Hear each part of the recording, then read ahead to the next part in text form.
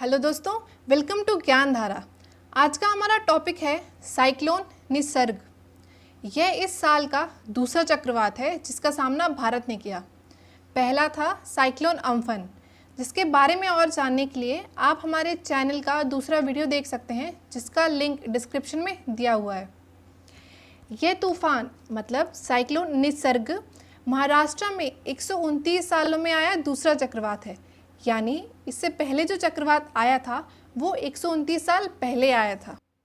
अगर ओरिजिन की बात करें तो ये डिप्रेशन अरेबियन सी में ओरिजिनेट हुआ था, केरला कोस्ट के पास, जहाँ से वो मैच्योर हुआ और सुपर साइक्लोनिक स्टॉर्म के रूप में मेनलैंड की तरफ बढ़ा। इस साइक्लोन के फॉर्मेशन को हाई सी टेम्परेचर जो कि 30 से 32 डिग्री सेल्सियस बता रहे हैं, वीक विंड शेयर और वेस्टर्लीज ने फेवर किया। इसका नाम निसर्ग बांग्लादेश के द्वारा सजेस्ट किया गया है।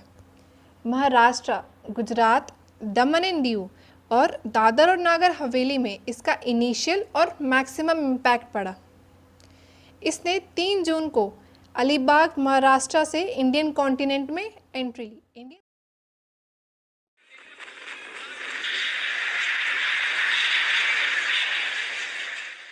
जैसा कि आप देख सकते हैं, ये फुटेज जो है ये मुंबई का है। साइक्लोन निसर्ग ने कितनी तबाही मचा के रखी है। साइक्लोन निसर्ग जो कि सुपर साइक्लोनिक स्टॉर्म की कैटेगरी में आता है, इसमें हवाएं 110 से 112 किलोमीटर प्रति घंटे की रफ्तार से चलती हैं, जिसमें इतनी ताकत होती है कि वो पेड़ों को भी उखाड़ सकती हैं। पर सवाल ये आता है कि इतने सालों बाद ही क्यों महाराष्ट्र में साइक्लोन आया। इतने मतलब 129 सालों तक क्यों नहीं आया। उसके लिए हमें साइक्लोन के पाथ के बारे में जानना होगा।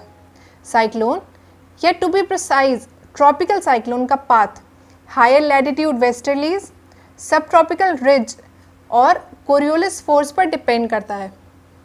कोरियोलिस इफेक्ट या कोरियोलिस फोर्स के बारे में और जानने के लिए आप हमारे चैनल का दूसरा वीडियो देख सकते हैं जिसका लिंक डिस्क्रिप्शन में दिया हुआ है। और जैसा कि हम जानते हैं कि अर्थ की जो एक्सिस है, जियोग्राफिकल एक्सिस, वो 23.5 डिग्री पर टिल्टेड है। तो इस वजह से अर्थ पर सूरज की रोशनी हमेशा एक समान नहीं आती है। जहां नवंबर, दिसंबर और जनवरी में सदर्न हेमिस्फीयर में ज़्यादा धूप आती है जिसकी वजह से वहां पे गर्मी का मौसम रहता है, उसी तरह अप्रैल, मई और जून में अर्थ का जो नॉर्दर्न हेमिस्फीयर है वो सूरज की तरफ ज़्यादा टिल्टेड रहता है, जिसकी वजह से वहाँ गर्मी का मौसम आता है। पर इक्वेटर पर ऑलमोस्ट सेम अमाउंट में सनलाइट पड़ती है साल भर, जिसकी वजह से वहाँ की हवा हमेशा गर्म रहती है। यह गर्म हवा ऊपर उठती है और इसकी जगह ठंडी हवा ले लेती है जो कि पोलर रीजन से आ रही होती है, और ये साइकिल चलता रहता है। इक्वेटर और ट्रॉपिक ऑफ कैंसर के बीच में जो ये एयर ब्लैंकेट बनता है उसको हैडले सेल कहते हैं। और जहाँ ये गर्म और ठंडी हवा मिलती है, मतलब ट्रॉपिक ऑफ कैंसर पे, वहाँ पर एयर डिस्टर्बेंस पैदा होता है और यूजुअली साइक्लोन इसी डिस्टर्बेंस की लाइन के साथ चलते हैं। इसी एरिया ऑफ डिस्टर्बेंस यानी जो air disturbance Tropic of Cancer के ऊपर क्रिएट होता है, इसी को सब ट्रॉपिकल रिज के नाम से जाना जाता है। और जैसा कि हम जानते हैं कि भारत में ट्रॉपिक ऑफ कैंसर गुजरात से होते हुए मिज़ोरम तक 8 स्टेट्स को कवर करते हुए जाता है, जो कि हैं गुजरात, राजस्थान, मध्य प्रदेश, छत्तीसगढ़, झारखंड, वेस्ट बंगाल, त्रिपुरा और मिज़ोरम। इसका मतलब ये भी है कि ये जो जोन है ये एयर डिस्टर्बेंस का जोन है। इसीलिए साइक्लोन्स गुजरात या ओमान, जो कि एक अरेबियन पेनिनसुला की कंट्री है, की ओर डिफ्लेक्ट हो जाते हैं जब भी अरेबियन सी में फॉर्म होते हैं।